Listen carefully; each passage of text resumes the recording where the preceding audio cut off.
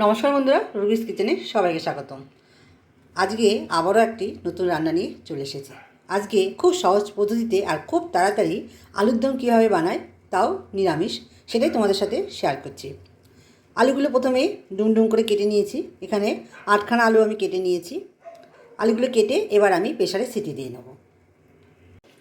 আলুগুলোকে আমি সব প্রেসারে দিয়ে নেব, দিয়ে সিটি দিয়ে নেব। আর এর মধ্যে আমি নুন হলুদ দিয়ে নিয়েছি। আলুর দম করার জন্য আমি একটা পেস্ট বানিয়ে নিচ্ছি। কাজু বাদাম দিয়েছি, আর দিয়েছি দেখো 4 মগজ আর পোস্ত। যেহেতু পোস্ত একদম কম ছিল, সেই জন্য 4 মগজ, কাজু বাদাম আর দিয়ে নিলাম কাঁচা লঙ্কা। এটা একটা পেস্ট বানিয়ে নেবো, একটু জলে ভিজিয়ে নিয়ে পেস্ট বানিয়ে নেবো। আর খুব তাড়াতাড়ি আলুর দমটা আমি বানাবো, তোমরা কিন্তু সাথে থাকবে আর দেখবে, আর বাড়িতেও একবার অবশ্যই ট্রাই করবে। চলো বানিয়ে নিই পেস্টটা। মিহি করে পেস্টটা বানিয়ে নিয়েছি। চলো এবার আলুর দমটা রান্না করে নিই। আলু একদম সেদ্ধ হয়ে গেছে, কি সুন্দর দেখো, নুন আর হলুদ দিয়ে সেদ্ধ করেছি বলে রঙটাও দারুণ এসেছে।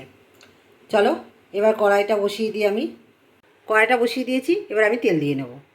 তেল বসিয়ে দিয়েছি কড়াইয়ের মধ্যে, একদম পরিমাণ মতন দিয়ে নিয়েছি, একটু বেশিও তোমরা দিতে পারো, কম বেশি।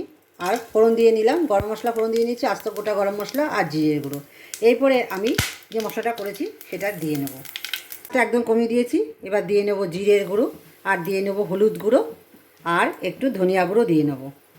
হলুদ গুঁড়ো দিয়ে নিয়েছি, এবার দিয়ে নিচ্ছি ধনিয়া গুঁড়ো, দিয়ে মশলাটা ভালো করে মিশিয়ে নিয়ে এবার পোস্ত যে পেস্টটা করেছিলাম সেই পেস্টটা দিয়ে নেব। এই পেস্টটা দিয়ে নেব, একটু জল দিয়ে পেস্টটা ভালো করে দিয়ে নেব।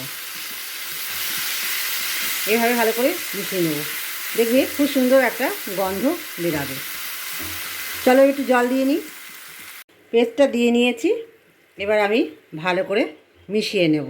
একটু ফুটলে এর মধ্যে আমি একটু লবণ দিয়ে নেব। যেহেতু সিদ্ধ করার সময় লবণ দিয়েছিলাম, তাই জন্য এই লবণটা একটু কম দিয়ে নেব। ভালো করে ফুটছে দেখো, আর আমি একটু লবণ দিয়ে আবার একটু ভালো করে মিশিয়ে নেব। দিয়ে এরপরে আমি এর উপরে আলুর দমটা আমি দিয়ে নেব। হলো না খুব তাড়াতাড়ি আলুর দম। তোমরা যারা অনেকেই খুব তাড়াতাড়ি রান্না করতে চাও, তারা আমার এই রেসিপিটা পদ্ধতিটা ভালো করে দেখে নিয়ে করো, বা খুব তাড়াতাড়ি হয়ে যাবে, চটপট। এবারে আমি আলুগুলো সব ঢেলে দেবো, যেগুলো সেদ্ধ করেছিলাম সব আমি ঢেলে দেব। রান্নাটা আমি সম্পূর্ণ কাঁচা লঙ্কা দিয়ে করেছি, একটু সাদা সাদা হয়েছে। একটু ভালো রঙ আসার জন্য আমি কাশ্মীরি লঙ্কা গুঁড়ো দিয়ে নেব। কাশ্মীরি লঙ্কা গুঁড়ো 1 চামচের মতন দিয়ে নেব, একটু ওপর দিয়ে দিয়ে ভালো করে মিশিয়ে নেব। একটু ঘি দিয়ে নেব, অল্প একটু ঘি দিয়ে নিচ্ছি। আর তারপরে একটু ভালো করে মিশে গেলে আমি ওপর দিয়ে ধনেপাতা দিয়ে নেব। হয়ে গেল না খুব তাড়াতাড়ি আমার আলুর দম। অবশ্যই তোমরা কমেন্ট করে জানাবে, আর সাবস্ক্রাইব, লাইক, কমেন্ট, শেয়ার করবে, প্রচুর প্রচুর করবে। চলো আজকে এই পর্যন্ত, সবাই ভালো থেকো, সুস্থ থেকো।